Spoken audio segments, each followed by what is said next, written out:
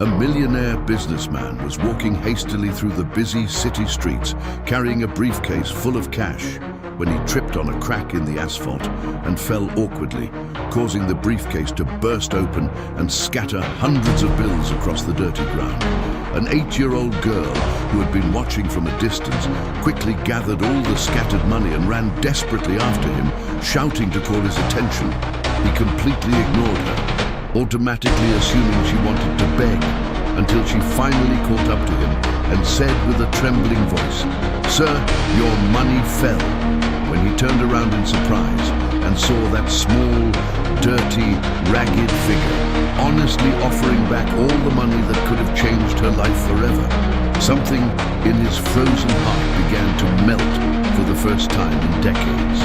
What he would discover about the life of this extraordinarily brave girl would transform him in ways he never thought possible.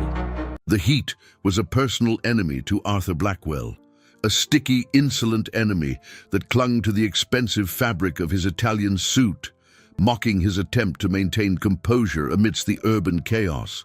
The asphalt steamed, releasing waves of vapor that distorted the view, transforming the concrete landscape into a feverish mirage. For Arthur, New York City was not a home, but an arena he dominated, where every skyscraper was a monument to his ambition and every person a piece on his business chessboard. He had just closed a deal that would add another few million to his already vast fortune. A transaction done in cash, a whim of his to feel the tangible weight of victory. Inside the leather briefcase he held firmly rested stacks of $100 bills that represented more than most people would see in a lifetime. It was power. It was security. It was the wall that separated him from the grimy, desperate world that surrounded him. He walked with the haste of someone who believed that time was quite literally money. Every step was calculated, every glance a risk assessment. He saw the humanity around him not as a collective of souls, but as a sea of needs and weaknesses.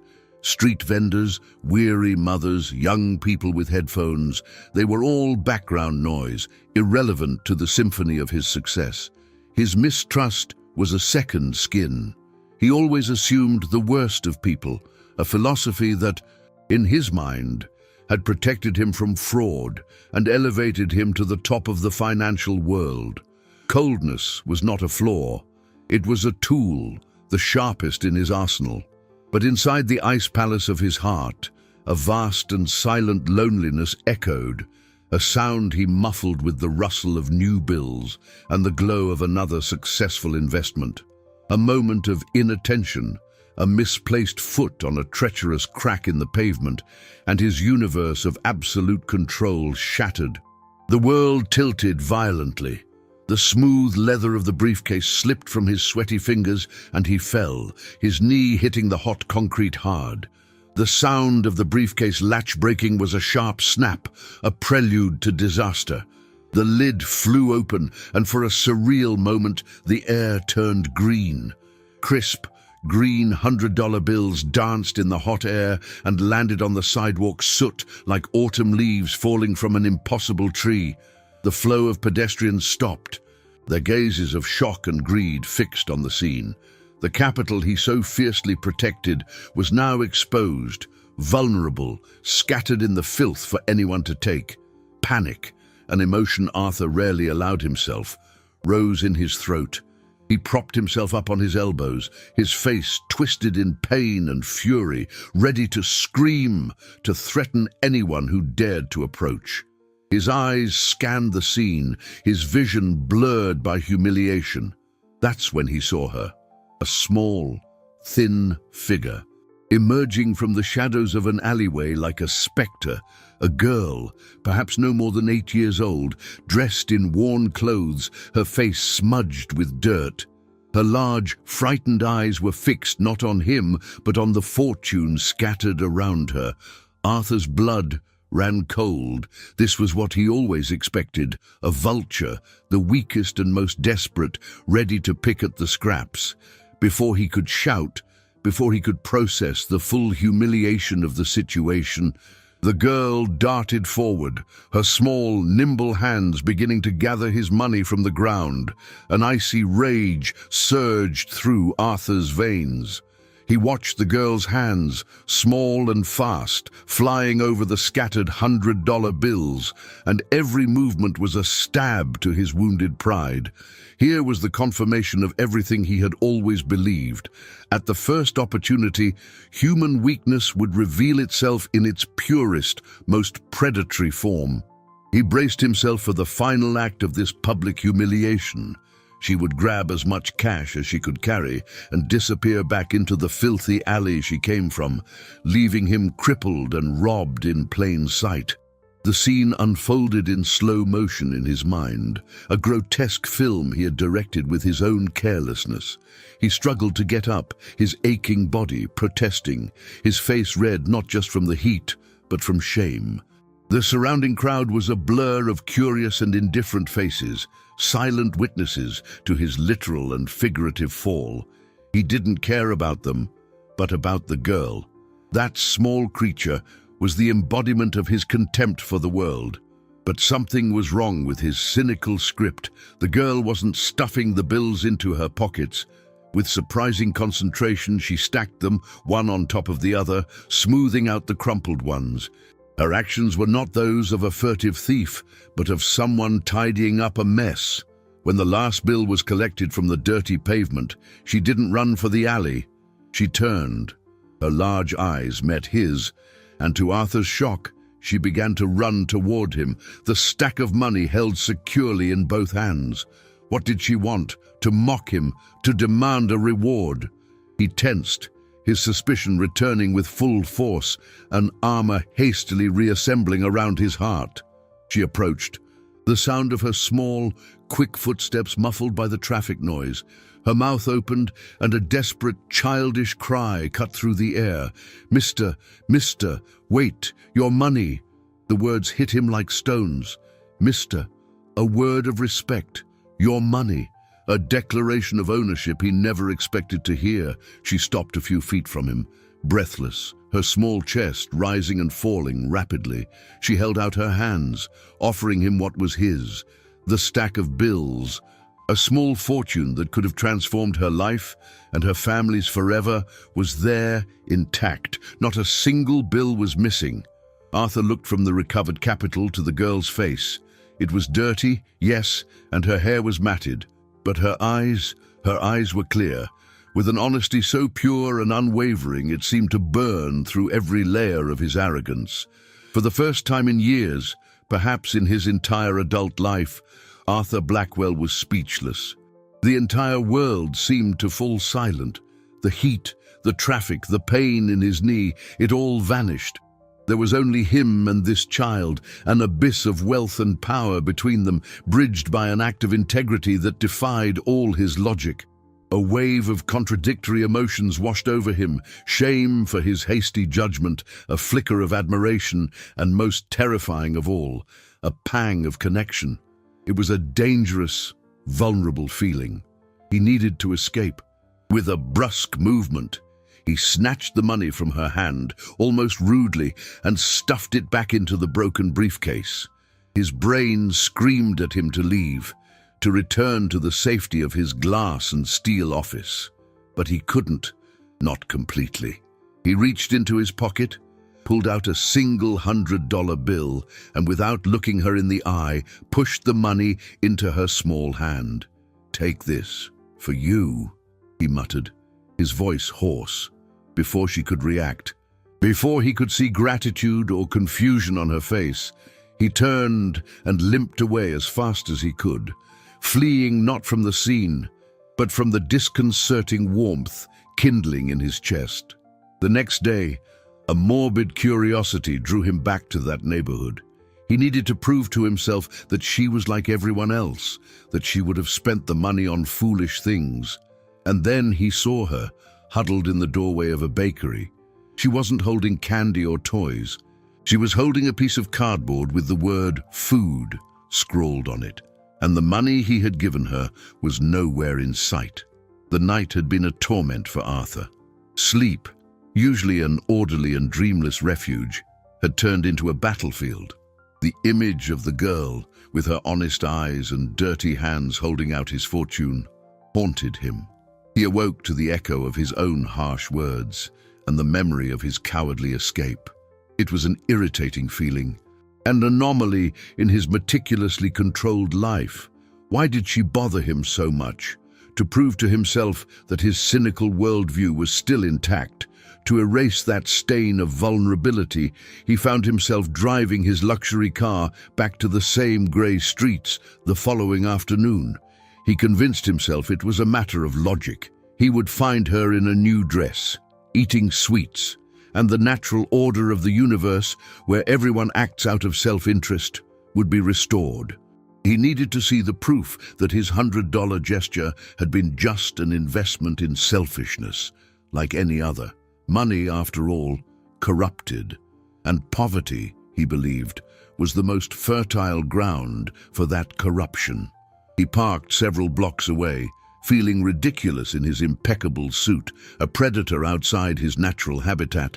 He walked along the cracked sidewalks, his heart pounding with an anxiety he didn't recognize. And then he saw her, not in a toy store or an ice cream parlor, but huddled in the doorway of a bakery from which the smell of fresh bread emanated. She seemed even smaller and more fragile than the day before. In her hands, she held no purchases, no trophy of her new wealth. She held a piece of cardboard with a single word scrawled in charcoal: food. The sight was a punch to Arthur's gut. His fortress of cynicism trembled. It made no sense. He marched up to her, the shadow of his tall frame covering her completely. "What are you doing?" he demanded, his voice harsher than he intended. "I gave you money. Enough money."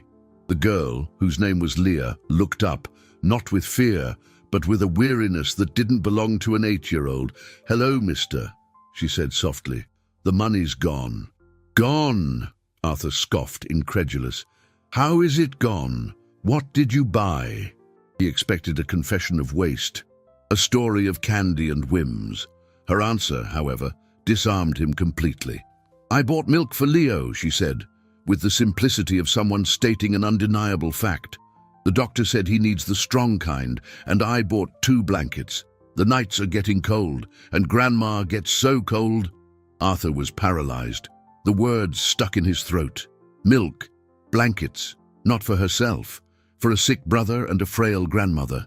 The $100 bill, which to him was pocket change, a trifle from his daily cash flow, had been transformed not into luxury, but into survival, into care, into love. He looked at her empty hands, at the sign asking for food, and the truth hit him with the force of a freight train. $100 wasn't enough. It wasn't nearly enough. The shame he felt was overwhelming, burning his face more than the afternoon sun. He, the multimillionaire, the master of assets and liabilities, had miscalculated the cost of human dignity. "Who are Leo and your grandmother?" he managed to ask, his voice now a whisper. "Leo's my little brother. He's 5. He's sick," Leah explained, her eyes filling with a deep worry. "He coughs a lot and has a fever. And Grandma takes care of us, but she's not doing so well either. Her legs hurt, and she's tired all the time." A new layer of desperation revealed itself, and Arthur felt himself sinking into it. This wasn't just a hungry girl.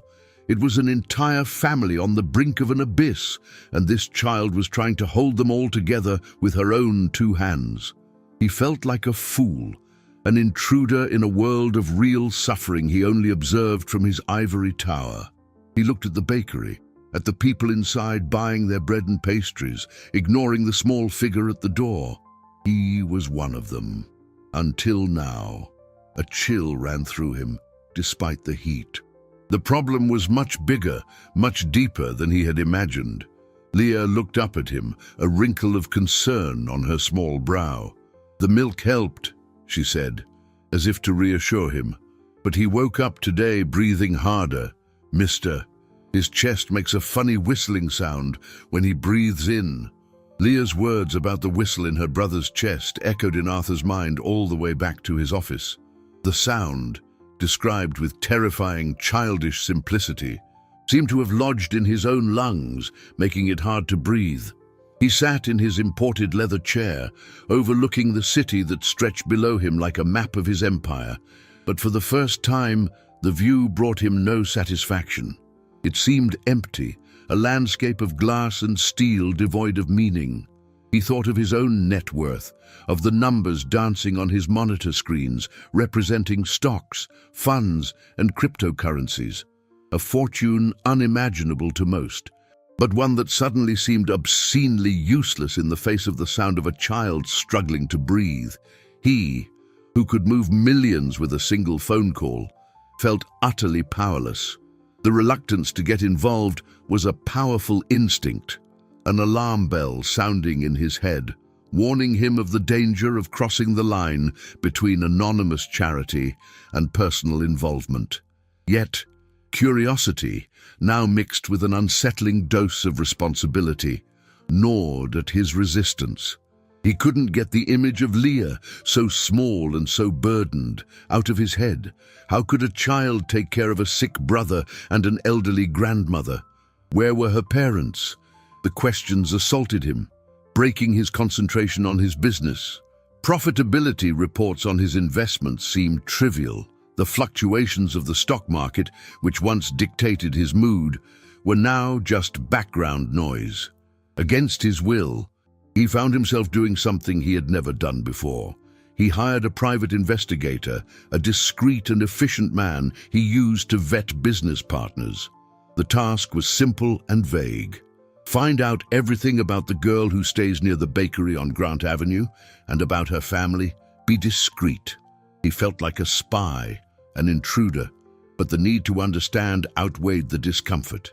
He needed facts, data, to turn this emotional drama into something he could analyze and perhaps dismiss. 2 days later, a manila envelope was on his desk. Arthur hesitated before opening it. Inside was a concise report and a few grainy photos taken from a distance. The words were cold and objective, but they painted a picture of desperation that left him breathless. Leah and her brother, Leonardo, were orphans. Their parents had died 2 years ago. Victims of an accident the report didn't detail. Since then, they had lived with their maternal grandmother, Elvira, a 72-year-old woman with severe arthritis and a heart condition.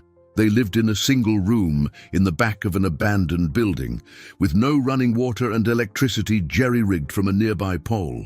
Elvira, despite her efforts, could barely care for herself. The responsibility of finding food, cleaning, and, above all, watching over little Leo fell almost entirely on Leah's shoulders. Leo suffered from acute bronchial asthma, and the precarious living conditions, the mold, the cold, the dust, aggravated his condition daily. The photos showed the cramped room, the makeshift bed where the boy seemed to sleep, and the bent figure of an old woman trying to sweep the floor. The most devastating image was of Leah, sitting beside her brother, placing a damp cloth on his forehead, her face a mask of concentration and love. Arthur felt a pressure in his chest, as if the air was being squeezed from his lungs. The reality was far worse than he had imagined. This wasn't a problem $100 could solve. This wasn't a problem he could ignore. Driven by an impulse he didn't understand, he went back that same night. He left his car a safe distance away and walked through the dark, quiet streets. He found the abandoned building, a concrete skeleton amidst the sleeping city. A single, dim light bulb glowed in a ground-floor window at the back. He approached stealthily, his heart pounding, feeling like an invader. Through the dirty window pane, he saw the scene the photo had only hinted at. Leah was awake, sitting on a wooden crate next to a mattress on the floor where her brother slept. The sound of Leo's cough was harsh and painful, echoing in the night silence. The grandmother slept in a chair, covered by one of the blankets he had indirectly provided. Leah, hearing her brother's cough, would lean over and whisper words of comfort, stroking his hair. She was alone in her vigil. And suddenly, Arthur also felt terribly alone, watching from the outside, separated from that act of pure love by a wall of glass and a lifetime of selfishness. Leo had a stronger coughing fit, and the sound that followed was the one Leah had described, a sharp, desperate wheeze, the sound of a small life fighting for every breath of air. The sharp wheeze from Leo's chest pierced the night in Arthur's heart. He pulled back from the window, his own breath caught in his throat, as if stealing air from the sick boy were a crime. The scene he had witnessed, Leah's solitary vigil, her brother's suffering, the grandmother's fragility, shattered the last of his indifference. He was no longer a distant observer. Knowledge had made him an accomplice to their suffering. He returned to his car, feeling a weight that none of his financial worries had ever caused.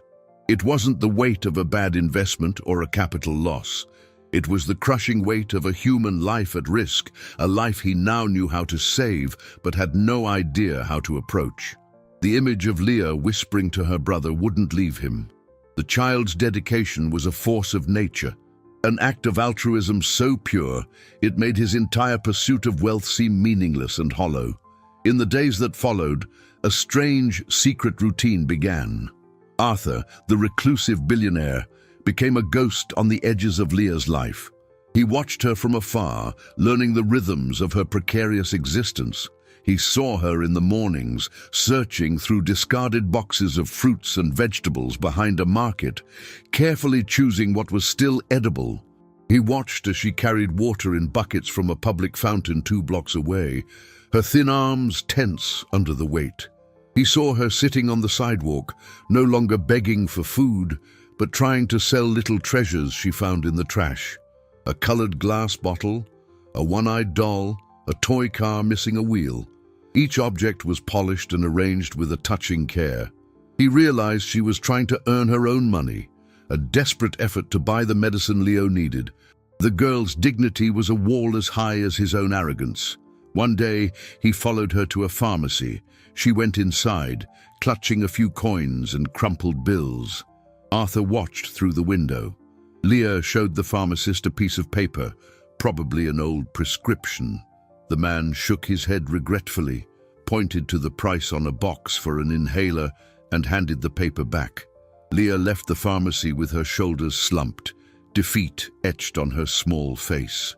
She looked at the money in her hand, a pitiful amount, and her eyes filled with tears she refused to shed.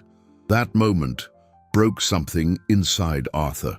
He saw himself not as the successful businessman, but as the man who had given her $100 and abandoned her to her fate, believing he had done enough. He realized his one-time help was nothing. It was a bandage on a mortal wound.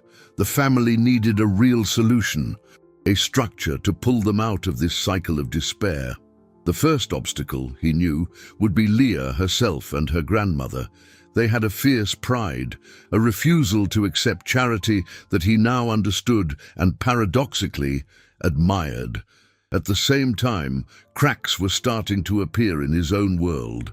He began to pay more attention to his employees. He noticed the furtive glances, the conversations that stopped when he entered a room. For the first time, he questioned the loyalty that money bought. He overheard 2 of his junior executives talking in the elevator. "The man has no heart," one said. "He treats people like numbers on a spreadsheet. No wonder he has no one." The sentence hit him with the force of a punch. He had always prided himself on his reputation for being tough, ruthless. It was the foundation of his business empire. But now, the word "no one" echoed in the emptiness of his luxury penthouse. In the silence of his solitary dinners, he was Arthur Blackwell, the multimillionaire, the investment genius, and he was utterly despised by those who surrounded him. He was building a legacy of gold and loneliness. The disconnect he felt from his own team mirrored the disconnect he felt from humanity, and at the center of it all was Leah, a girl who, possessing nothing, seemed to understand the true value of things and people far better than he did. The identity crisis deepened. and he found himself trapped between two worlds, the one he had built and the one he was desperately beginning to desire but didn't know how to reach. The revelation of his employees' contempt was a bitter pill to swallow. Arthur had always measured his worth by the success of his business, by the admiration or fear he inspired in the corporate world. To realize that behind the sycophantic smiles, there was only disdain and isolation destabilized him. He looked at his team's faces during meetings and saw masks. He, the master of risk analysis, had never noticed his greatest liability, the bankruptcy of his human relationships. This painful insight made him even more obsessed with the small family living in the city's ruins. In Leah, Leo, and Elvira, he saw something his immense wealth couldn't buy, a genuine connection. Forged in the fire of adversity, Leah's care for her brother, the grandmother's resilience, these were assets of a kind that didn't appear on any balance sheet, but which he now understood to be true fortune. His secret surveillance continued, but with a new sense of urgency. He had to act. But how? The image of Leah leaving the pharmacy, defeated, haunted him. He thought of simply leaving an envelope of cash at their door, an anonymous donation. But he knew, instinctively, that this would be an insult to their pride. It would be using his dollars as a shield again, a way to solve the problem without getting involved, without getting his hands dirty with the complexity of real life. And he didn't want that anymore. He wanted, and this was the most terrifying discovery, to be part of the solution, not just to finance it. The family's dignity seemed an insurmountable obstacle. Elvira, he had learned through his investigator, was known in the neighborhood for refusing handouts, teaching her grandchildren that work, no matter how humble, was the only way. How could he offer help without wounding this fundamental principle? Leo's condition was visibly worsening. Arthur's nights were now interrupted not only by his own thoughts, but by anxiety for the boy. He found himself researching childhood asthma on his state-of-the-art computer, reading about treatments, about the dangers of damp and mold. Every symptom described in the medical articles made him think of the cold, damp room where the boy slept. The helplessness was maddening. He had the resources to build a hospital, yet he couldn't find a way to buy a simple inhaler for a child in need. The situation reached a breaking point on a rainy afternoon. Arthur was in his car, watching from a distance, when he saw Leah leave her home with a small bundle. She used a thin piece of plastic over her head to shield herself from the drizzle. Curious, he followed her. She didn't go to the market or the pharmacy. She walked to a busier part of town, where there were small pawn shops and second-hand stores. He watched her enter a small, dark shop. Minutes later, she came out, her face wet, but not just from the rain. Tears traced clean paths on her dirty cheeks. She was looking down at her own feet, now bare, muddy. She had sold her only shoes, a pair of old, worn-out sneakers. In her hand, she clutched a few bills, far less than she needed for the medicine. The sight of her bare feet on the cold, wet pavement was the final straw. Arthur felt a surge of anger and despair, anger at the world, at injustice, but mostly anger at himself, at his hesitation, his cowardice. He gripped the steering wheel so tightly his knuckles turned white. Her sacrifice, so small and yet so immense, made his dilemma ridiculous. What good was all his wealth, all his power, if he couldn't stop a child from selling her shoes to try to save her brother's life? He knew he had to intervene, and it had to be now. Elvira's pride, his own reluctance, all of it became secondary. He started the car, the engine a roar of his own frustration. He didn't know what he would say or do, but he could no longer be a spectator. As he drove toward their home, a thought struck him. The grandmother was growing weaker. That morning, he had seen her try to get up from her chair and nearly fall. What would happen if she became completely bedridden? The entire responsibility, the weight of the world, would fall on Leah's shoulders. now with bare feet. The light rain turned into a downpour as Arthur drove, the drops hitting the windshield like frantic fingers. The city, washed and grey, seemed to reflect the turmoil in his soul. He parked the car a block from the abandoned building, the engine still running, as if the machine were as hesitant as he was. The plan, if you could call it that, was simple and desperate. He would go there, knock on the door, and offer help in a way they couldn't refuse. He imagined the scene, the suspicion in Elvira's eyes, the fear in Leah's. He was prepared for rejection, to be seen as an eccentric millionaire trying to ease his conscience. But the image of Leah's bare feet on the cold pavement was a fuel that burned hotter than his fear of involvement. He turned off the car, took a deep breath, and stepped out into the rain without an umbrella, letting the water soak his expensive suit. It was a penance, perhaps a baptism. He walked to the back of the building, the sound of his leather shoes splashing in the puddles. The dim light still shone in the window. He could hear, even through the wall and the sound of the rain, Leo's dry, persistent cough.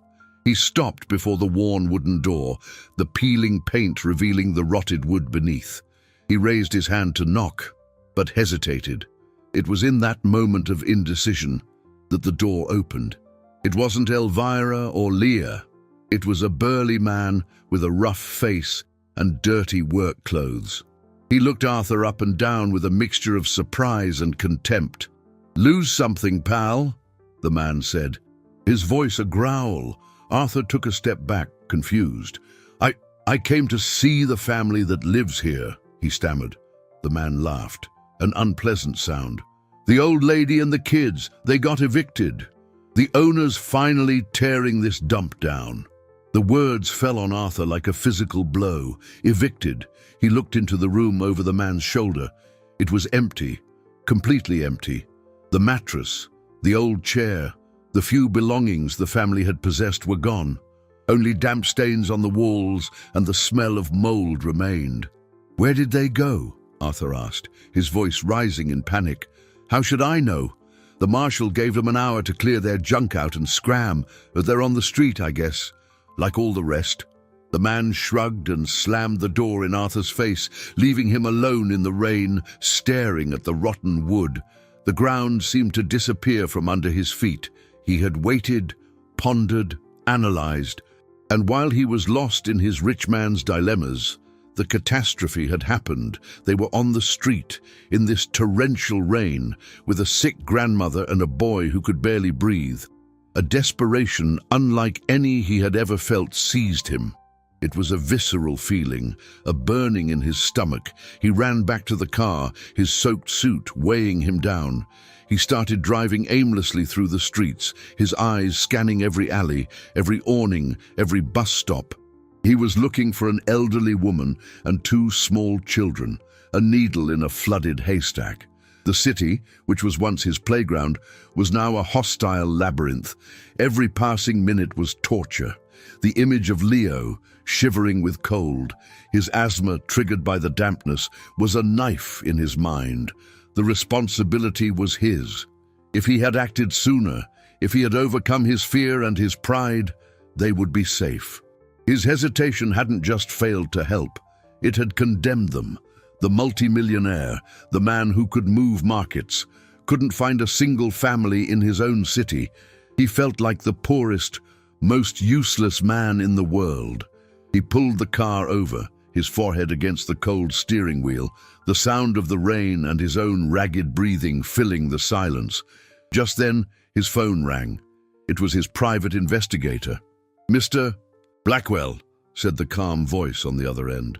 "I think I found something you need to know. Not about where they are now, but why they were evicted. It wasn't random. The building was purchased 2 weeks ago. The new owner demanded immediate vacancy." Arthur slowly raised his head, a terrible premonition forming in his chest. "Who bought the building?" he asked, his voice low and tense. The investigator paused before answering, and the reply that followed changed everything. "One of your own companies, sir, Blackwell Enterprises." The investigator's voice on the phone faded, but the words hung in the air, dense and poisonous. "One of your own companies, sir." The phrase repeated in Arthur's mind, a mocking echo amidst the sound of the rain.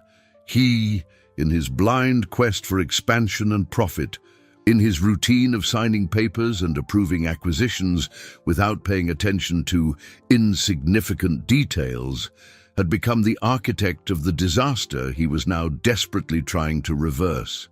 The irony was so cruel, so devastating, that for a moment he couldn't breathe. He wasn't just a reluctant bystander, he was the villain of the story. His fortune, the engine of his power, was the same force that had thrown a sick grandmother and 2 orphan children onto the street on a stormy night. That fortune, built on the premise of cold, impersonal logic, now revealed its monstrous face. Every dividend received, every stock that appreciated, seemed tainted by this injustice. A wave of nausea washed over him. He hung up the phone without a word and sped off, cutting through the rain with renewed fury. But now it was no longer a blind search. It was a hunt. He began to think like a strategist. Where would a homeless family seek shelter on a night like this? Public shelters. He grabbed his tablet, the high-speed connection, an absurd contrast to the misery he was searching for, and mapped out every shelter in the city. He called each one, his voice imperious and urgent, describing an elderly woman and 2 children. The answer was always the same: "We're full." We haven't seen anyone matching that description. The demand tonight is impossible because of the rain. The bureaucracy and indifference of the system mirrored his own attitude just hours before. Every no was a blow to his ego and his hope. The hours dragged on. The storm subsided, leaving behind cold air and glistening, empty streets. Arthur felt his eyes burning with exhaustion and frustration. He was about to give up, to admit defeat, when he remembered a detail from the investigator's report. Elvira attended a small neighborhood church, a humble place that offered soup to the needy on Wednesdays.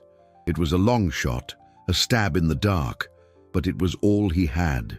He drove to the address, a working-class neighborhood he would never visit under normal circumstances. The church was small, with peeling paint and a single light on over a back door that led to a parish hall. He parked and approached on foot. Through a window, he saw them. They were sitting on a wooden bench, huddled together under a single blanket, one of the ones he had bought. Elvira seemed to have aged 10 years in a day, her face pale and exhausted. Leo was asleep in her lap, his breathing still ragged but less noisy, likely from the relief of being in a dry place. And Leah was awake. She wasn't crying. Her large eyes were fixed on some distant point, but they were not empty. In them was a fierce determination, a resilience that seemed impossible for a child her age. She was the sentinel, the guardian of her shattered family. Arthur stood there, outside in the cold, watching them. The relief of finding them was quickly replaced by a wave of shame, so profound it almost made him retreat. How could he approach them? What right did he have to show up here, the man whose empire had taken the little they had? He was the wolf approaching the lambs. No matter how well-intentioned he might feel now, he saw an elderly priest approach them, offering them a mug of something hot. Leah accepted with a grateful nod and helped her grandmother drink.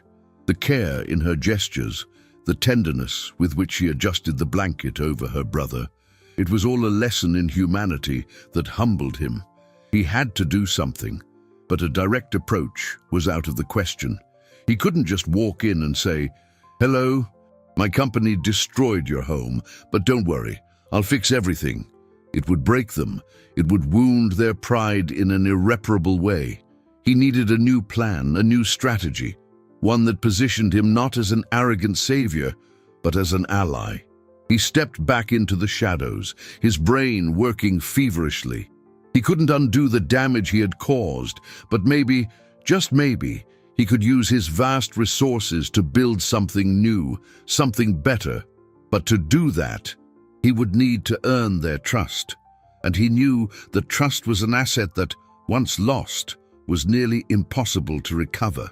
He looked at them one last time before leaving. Leah, sensing something, turned her head toward the window, and for a second, her eyes seemed to meet his in the darkness. Leah's gaze, even if just an impression in the dark, haunted Arthur all night. He didn't sleep. Instead, he turned his luxury penthouse into a crisis command center. The problem was no longer abstract. It had names and faces. Leah, Leo, Elvira. He mobilized his personal assistant, waking her in the middle of the night with a series of urgent and unusual orders that left her bewildered. "Cancel all my meetings indefinitely," he said, his voice firm, "and find the best pediatric pulmonologist in the city. I want an appointment for tomorrow. No, for today. As soon as the office opens. I don't care what it costs or what his schedule is. Clear it." Next, he called a trusted real estate agent. "I need an apartment. Small, furnished, in a decent, safe neighborhood near a good hospital, and I need it yesterday."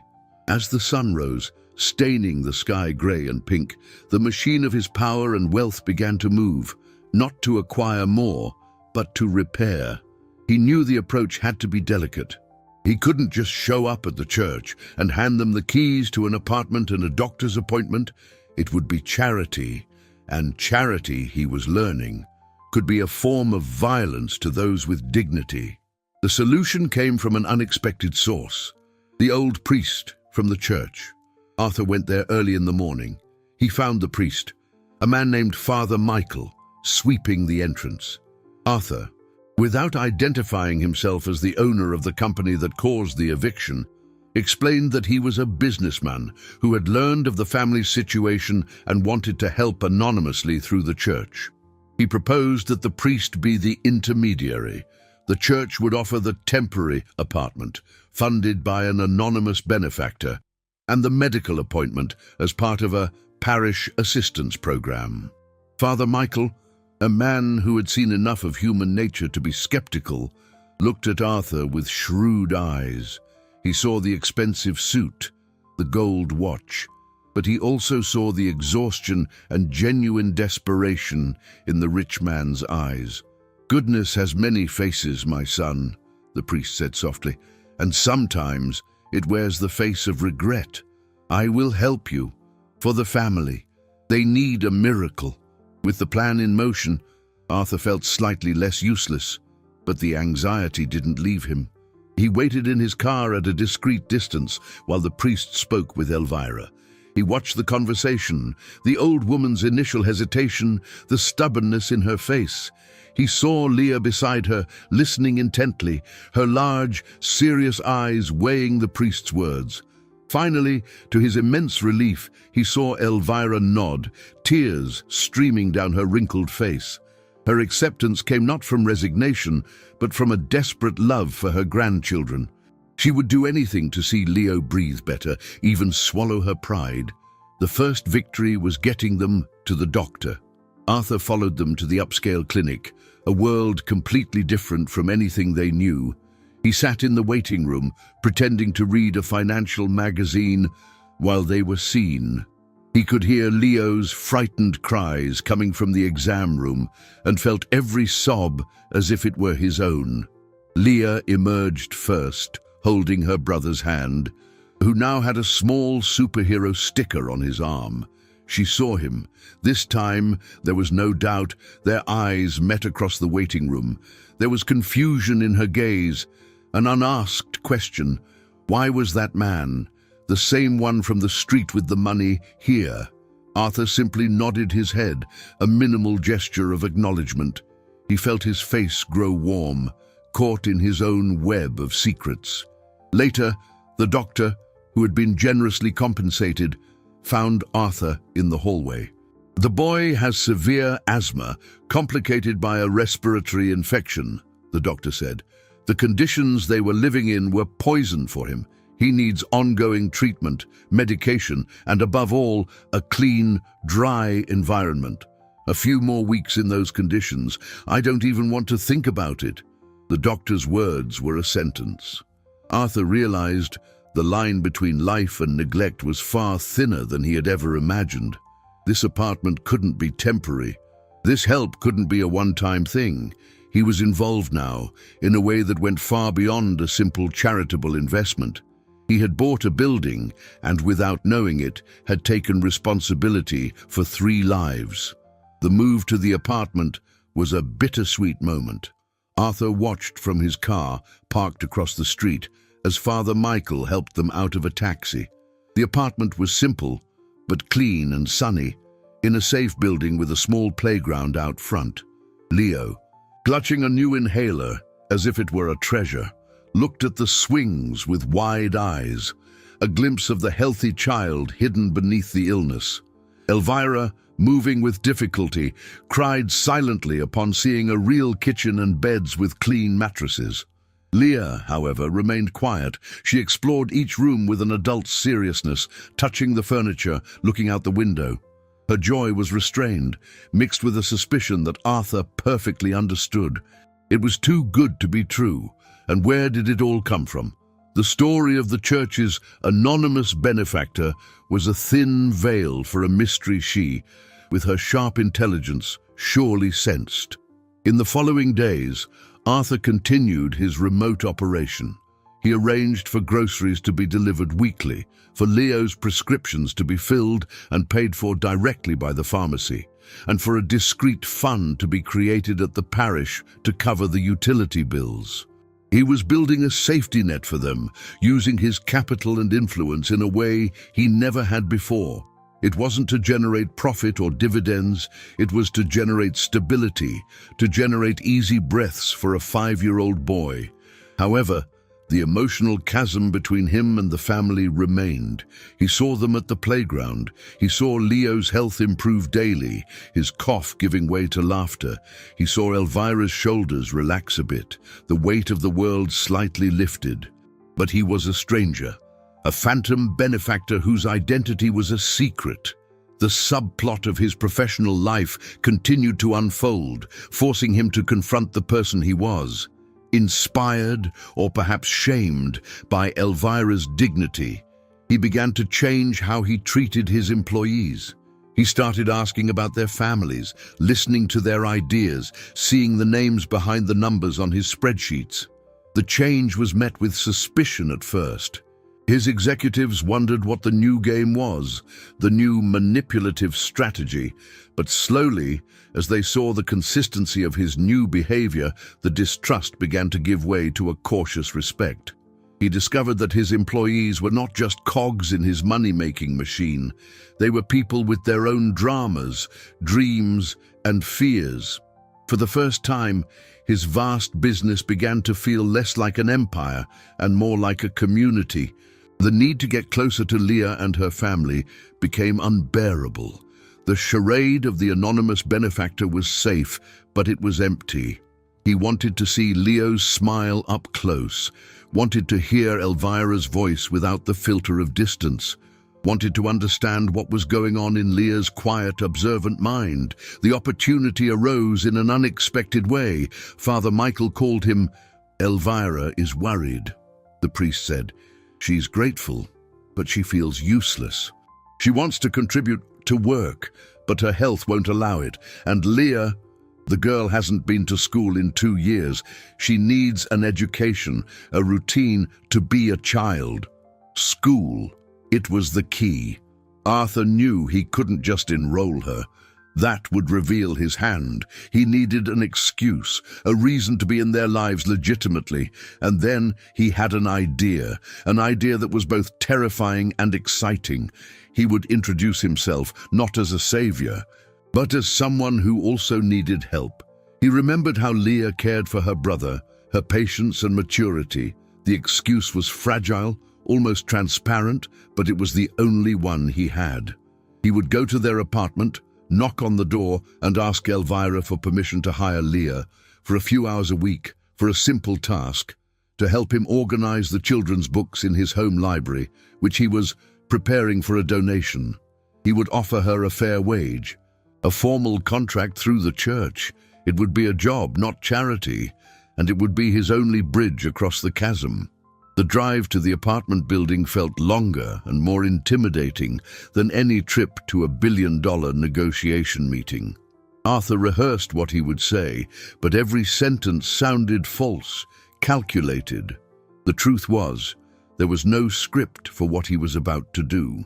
He was acting on impulse, an instinct he had spent his entire life suppressing. He knocked on the door, his hand trembling slightly. Leah opened it. Her eyes widened in instant recognition, and she took a step back, as if to protect what was inside. "Hello, Leah," Arthur said, his voice softer than usual. "Is your grandmother home?" Elvira appeared behind her, leaning on a cane Arthur had anonymously provided. The suspicion on her face was an almost physical barrier. "Yes," she said, her voice frail but firm. Arthur explained his proposal. The story about the library and the donation. He spoke of how he had noticed Leah's responsibility and care, and how he needed someone trustworthy for the task. He emphasized that it would be a paid job, with flexible hours that wouldn't interfere with school once she was re-enrolled. Elvira listened in silence, her sharp gaze shifting between Arthur and Leah. She saw the expensive suit and the posture of power, but she also noticed the restrained nervousness, the wavering sincerity in his eyes. She was a woman life had taught to read people, not their words. She looked at her granddaughter, who was watching Arthur with an intensity that surprised her. Leah didn't look scared, but curious, analytical. "Why us?" Elvira asked, the question laden with a deeper meaning. Arthur took a deep breath. The lie was fragile, and he knew it. He opted for a version of the truth. "Because your granddaughter," he said, looking directly at Leah, "showed me what honesty means, on a day when I didn't expect to find it, and I would like to repay that lesson with an opportunity." The simplicity of the answer seemed to break Elvira's resistance. She saw the man from the street, the man with the fallen money, and the pieces began to fit. She didn't understand everything, but she understood enough. She nodded slowly. But I'm coming with her the first time."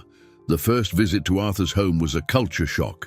The penthouse was a palace of glass and marble overlooking the entire city. Leo, who had come along, stood frozen in the middle of the living room, looking up, down, and all around as if he had entered another planet. Leah, however, seemed unimpressed by the opulence. She walked through the vast library, running her fingers along the spines of the books with a quiet reverence. The work began. Arthur showed her the shelves of children's books, many of them untouched, bought by a decorator. The task was simple: sort them by age and clean them. As they worked, an awkward silence hung in the air. Arthur tried to make small talk, but his attempts were clumsy. He was used to giving orders, not chatting with an 8-year-old girl. The barrier was broken by Leo. Bored with the books, he began to explore and found an old set of wooden building blocks that had belonged to Arthur as a child, stored in a chest. He started to build a tower, which inevitably collapsed. Frustrated, he began to cry. Before Arthur could react, Leah was beside her brother, kneeling on the expensive floor. "No, Leo, look," she said patiently, "you need a strong foundation. If the foundation isn't strong, everything falls apart." She took the larger blocks and began to build a solid base, explaining each step to her little brother. Arthur watched, fascinated. She wasn't just talking about wooden blocks. In that simple sentence, "If the foundation isn't strong, everything falls apart," she had summarized the fragility of their lives and Arthur's own failure. His life, his empire, his wealth. It had all been built on a foundation of isolation and mistrust. A weak foundation, and it was starting to fall apart. Gradually, the visits became a routine. Elvira, seeing that Arthur was harmless, stopped coming with them. It was just Arthur, Leah, and Leo in the vast, silent penthouse. Leah worked with a quiet diligence, but her eyes observed everything. She asked questions, not about the money or the wealth, but about the books. "Have you read this one?"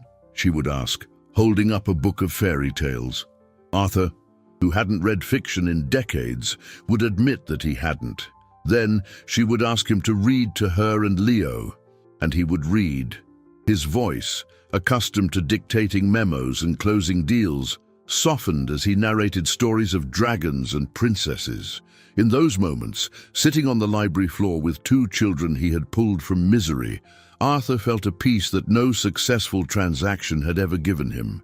But the secret of his identity as the anonymous benefactor, and worse, as the cause of their eviction, was a constant weight on his chest.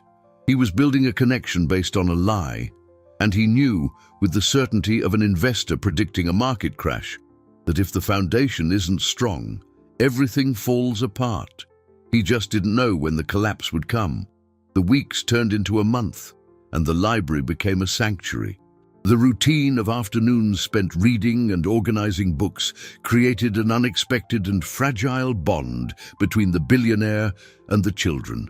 Arthur discovered a patience in himself he never knew he possessed. Teaching Leo to write his name and listening to Leah read aloud, her pronunciation improving every day, he enrolled her in an excellent private school, using the same scholarship from a church program, Facade, and secretly delighted in her excited reports about her classes and new friends. He was living a double life, the ruthless shark in his office by day and an almost fatherly figure in the afternoon. The lie, however, grew along with the affection. Every smile from Leah, every spontaneous hug from Leo was both a joy and a stab to his conscience. He was their guardian angel and their demon, all in one. The tension came to a head on a particularly cold afternoon.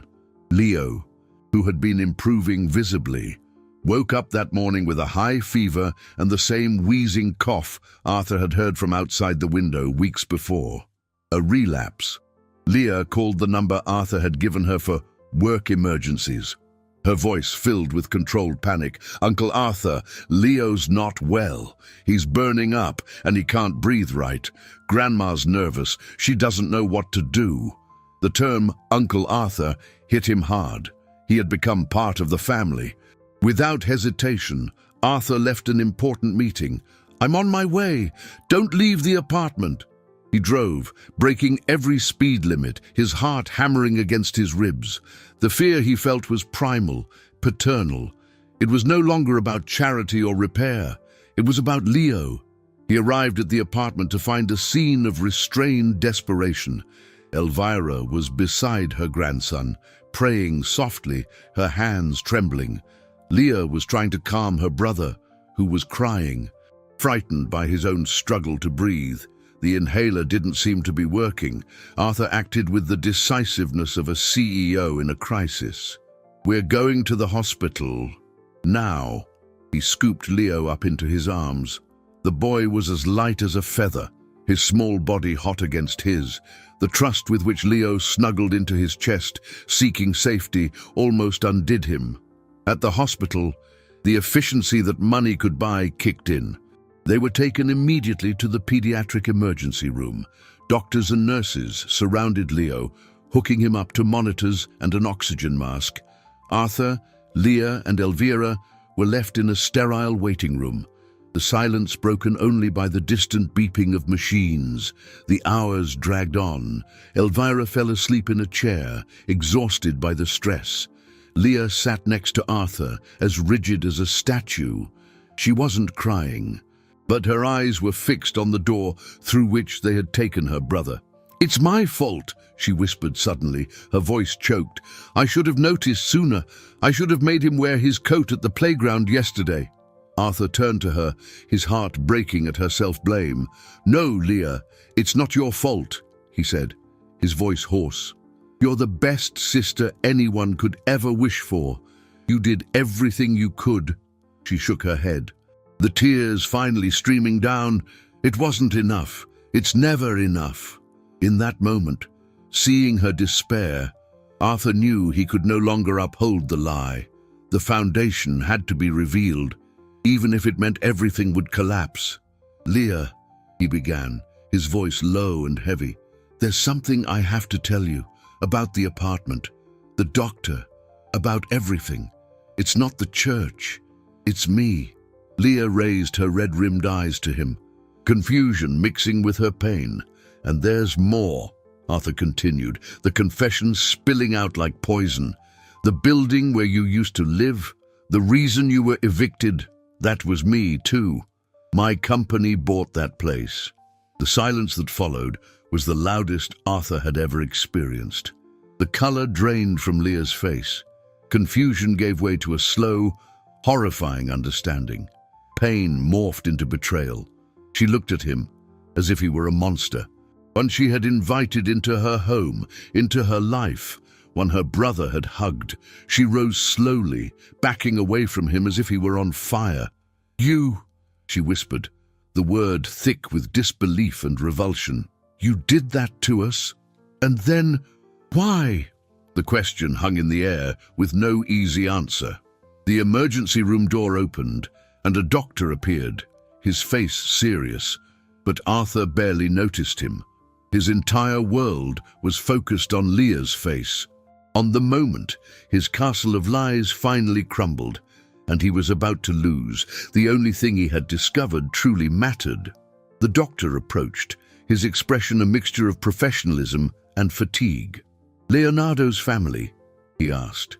Arthur stood up, but it was Leah who answered, her voice small but surprisingly strong. "That's us."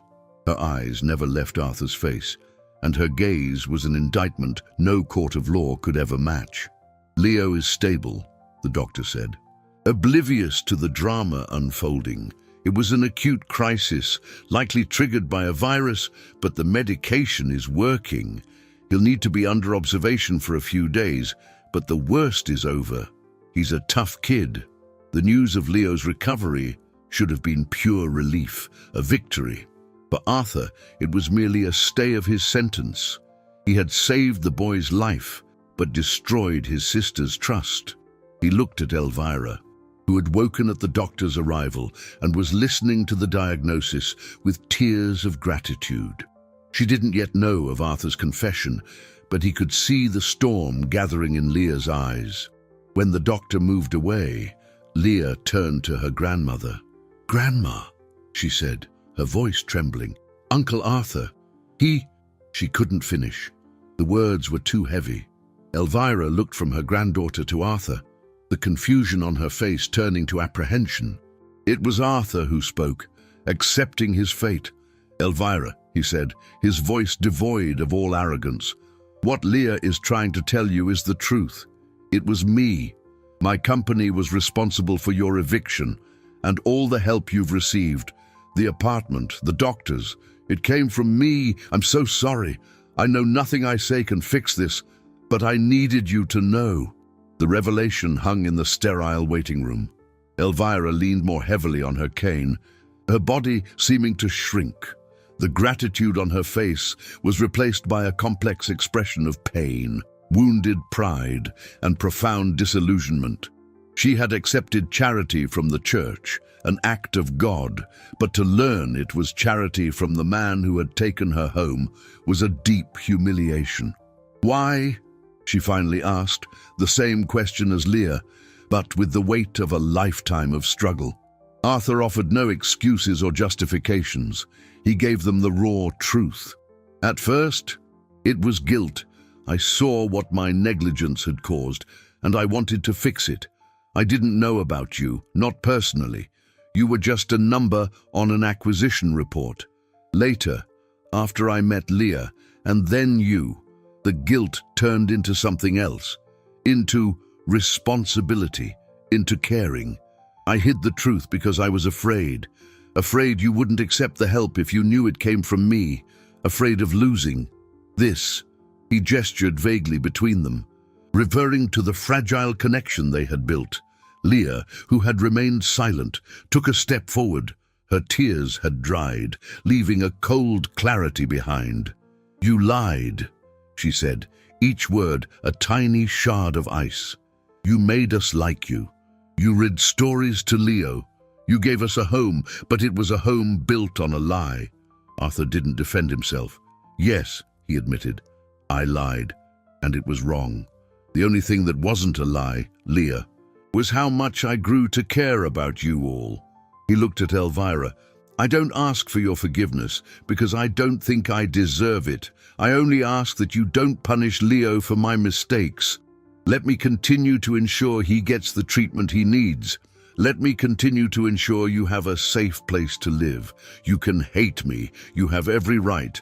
But please don't refuse the help because of the messenger. He handed Elvira a card with his lawyer's name and number. This man will handle everything. A trust has been established in the children's names. It will guarantee their education, their health, and their well-being, no matter what happens to me or my business. It is legally theirs. I can't touch it anymore. It's an inheritance. He then turned and walked toward the hospital exit, each step feeling like it weighed a ton. He had done all he could. He had confessed, made financial amends, and now he was walking away, leaving the final decision in their hands. As he reached the door, he heard Leah's voice call out, "Uncle Arthur!" He stopped but didn't turn around, afraid to see the hatred in her eyes. "Thank you," she said, her voice low, almost inaudible, "for saving Leo again." The "thank you" was wrapped in pain and confusion, but it wasn't the condemnation he expected. It was something far more complicated. It was a beginning. Leah's thank you echoed in Arthur's mind for days, a solitary note of hope in a symphony of guilt. He stayed away, as promised, giving the family the space they needed to process the truth. The silence was torture. The penthouse, once a symbol of his success, now felt like an empty, silent prison. The library, in particular, was a haunting place. The children's books, now perfectly organized, were a testament to the connection he feared he had lost forever. He continued to transform his company, implementing more humane policies, creating a corporate foundation to help homeless families, turning the pain of his mistake into a constructive purpose. His employees, seeing the genuine change, began to look at him no longer with fear, but with a newfound respect. He was rebuilding his foundation, brick by brick. About a week later, he received a phone call. It was Elvira. "Mr. Blackwell," she said, her voice formal but without the coldness he expected. "We would like to invite you over for coffee. We need to talk." Arthur's heart leaped. He accepted, humility replacing his old arrogance. He went to their apartment that afternoon. The place looked more like a home now, with Leo's drawings taped to the refrigerator and a vase of wildflowers on the coffee table. Leah and Leo sat on the couch, and Elvira served him a cup of coffee in a simple mug. The silence was broken by her, "We've talked a lot, Leah and I," the old woman began. "What you did was wrong. The lie hurt us deeply." Arthur nodded, accepting the words. "But," she continued, "we also looked at what you did right. You saved my grandson's life. Twice you gave us a safe home, and you gave my granddaughter the chance to dream again." She looked at Leah, who slid off the couch and approached Arthur. She was holding one of the fairy tale books from his library. "I understand why you lied," the girl said, her wisdom far beyond her years. "You thought we wouldn't accept it, and maybe Grandma wouldn't have." She gave a small smile to her grandmother, who returned it. "But you could have told the truth. We would have understood. We always understand the hard things." She held the book out to him. "Leo misses your stories." It was the simplest and most profound peace offering Arthur had ever received. The tears he had held back for weeks finally came, and he made no effort to hide them. He took the book, and with a choked voice, he sat on the floor and began to read. 5 weeks after that chance encounter on the street, everyone's life had transformed in unrecognizable ways. Elvira, with her health stabilized and her peace of mind restored, passed away peacefully in her sleep a few years later, knowing her grandchildren were safe. Before then, she and Arthur had developed a mutual respect, and she made him promise to look after the children. He kept that promise, becoming Leah and Leo's legal guardian, giving them not only financial security, but a home filled with love and support. The boy, once frail and sick, made a full recovery, his laughter echoing through the once silent halls of the penthouse. Leah, the girl who returned a fortune out of integrity, blossomed in school, her intelligence and compassion making her stand out. She never lost the seriousness in her eyes, but it was now balanced with the carefree joy of childhood. Arthur Blackwell was no longer the same man. He discovered that true wealth was not in accumulating assets, but in distributing kindness. His social projects expanded, and his company became a model of corporate responsibility. The most profound change, however, was internal. The armor of coldness had melted away, revealing a man capable of vulnerability, connection, and a deep, protective love for two children who had come into his life by chance. The story ended not with a grand gesture, but with an everyday scene.